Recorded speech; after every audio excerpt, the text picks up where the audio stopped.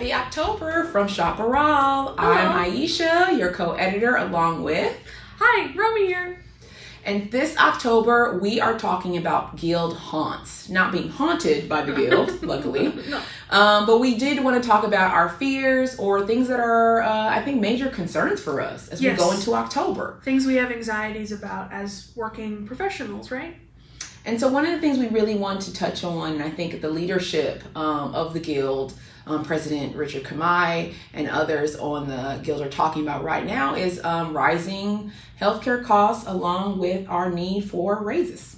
Yes, definitely a concern for those who use, obviously, professional healthcare linked through their job. This idea of how do we maintain the quality while also mitigating the cost that is put on us as healthcare has ostensibly doubled, if not tripled, in the last couple of years. So certainly an investment that we have as guild members about, how does that work with the negotiations team? What kind of concerns do we have to really strongly voice to administration, to the GCC board about how they can better support us?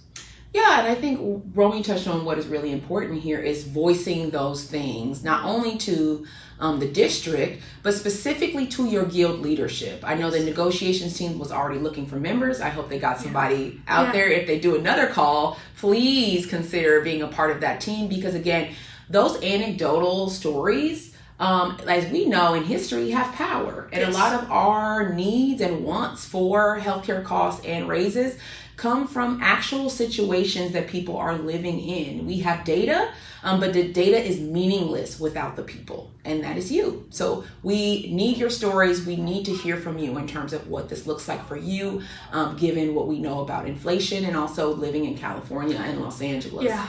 It's helpful to contextualize these numbers beyond just what the guild sees on paper. Well, and I mean, even look at adjunct healthcare. That does not pass. That did not pass without people, frankly, like me or other adjunct faculty that, I don't want to say took to the streets, but technically took to the streets to demand better representation and better care. So that's a great example of the way that we can make this happen.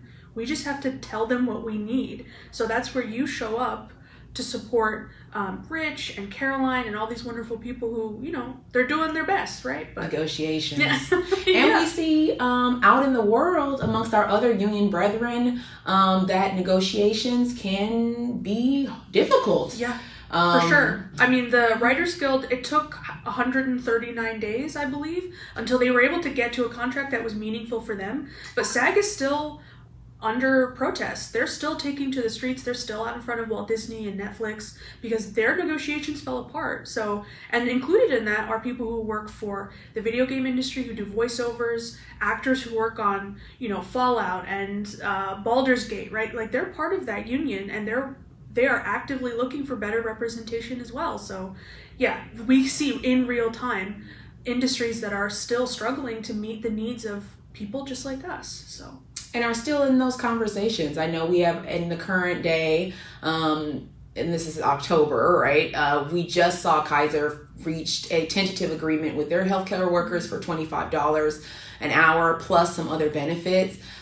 We see at the state level, our governor is also trying to, again, meet that need for raises, especially for people who are working face-to-face as we do with our students, but with critical issues like healthcare.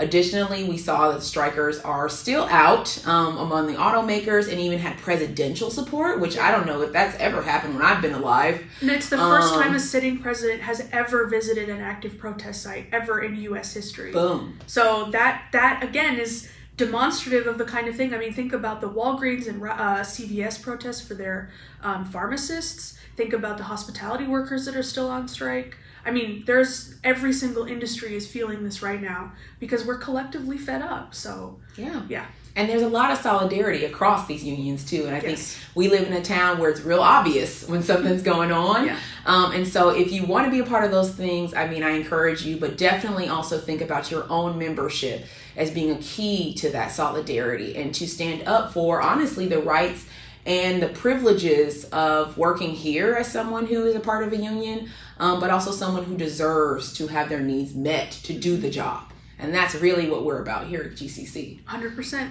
Yep. So, hope this was helpful for you. Again, not being haunted by the guild, but feeling like the guild is here to support you to lessen those fears and anxieties. And so please keep us in mind as always as you go through the Chaparral, go through your day, teach your class, go to your sessions. Remember that these experiences really help the union in terms of not only negotiating on your behalf, but the behalf of others like you. 100%. Yes, we're here in solidarity with every single striking worker right now, and across history, right? Things like our ability to have a working day, right? This is built on the labor of people who, in some cases, gave up their lives for this. So it's an incredible privilege to be able to share this moment with you right now. So yeah, thank you so much. Thanks for listening, and feel free to tune in to the rest of our newsletters, videos, but also check out the October issue of Chaparral. Thanks so much from your co-editors. Happy haunts. Happy Halloween, everyone.